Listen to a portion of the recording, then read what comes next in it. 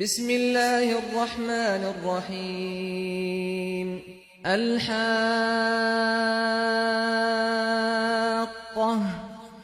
ما الحاقة وما أدراك ما الحاقة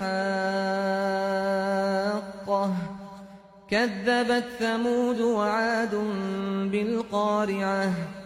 فأما ثمود فأهلكوا بالطاغية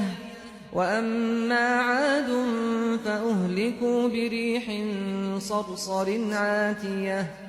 سخرها عليهم 7 ليال و8 أيام حسوما فترى القوم فيها صرعى كأنهم أعجاز نخل خاوية فهل ترى لهم من باقية وجاء فرعون ومن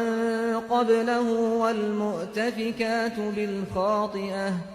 فعصوا رسول ربهم فأخذهم أخذة رابية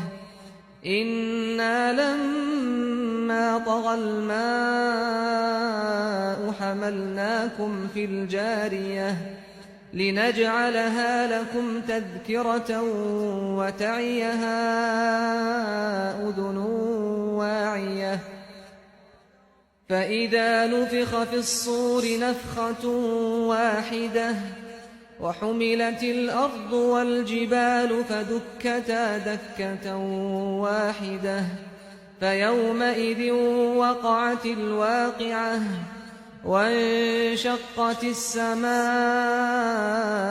فهي يومئذ واهية والملك على أرجائها ويحمل عرش ربك فوقهم يومئذ 8 يومئذ تعرضون لا تخفى منكم خافية فأما من أوتي كتابه بيمينه فيقول هاؤم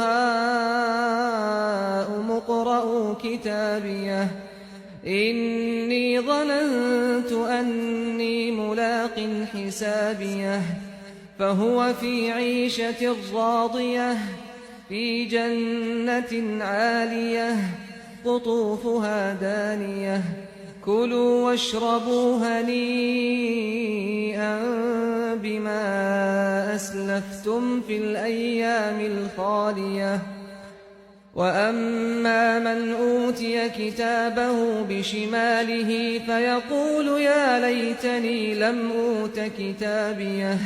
ولم أدر ما حسابيه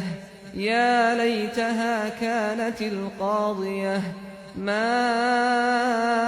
أغنى عني ماليه هلك عني سلطانيه خذوه فغلوه ثم الجحيم صلوه ثم في سلسلة درعها 70 ذراعا فاسلكوه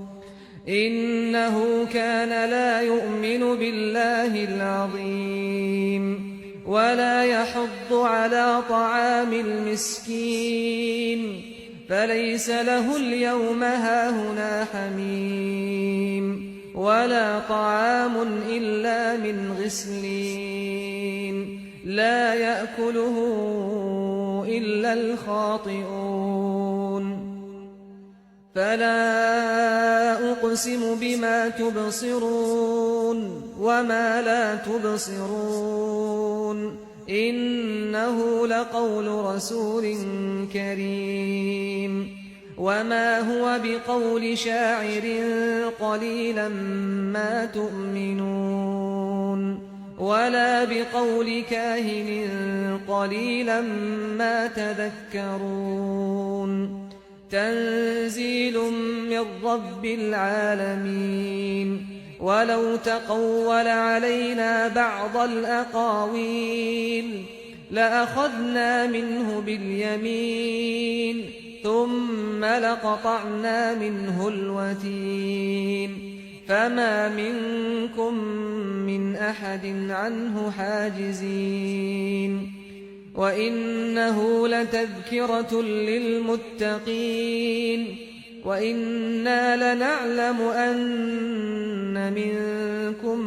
مكذبين وإنه لحسرة على الكافرين وإنه لحق اليقين فسبح باسم ربك العظيم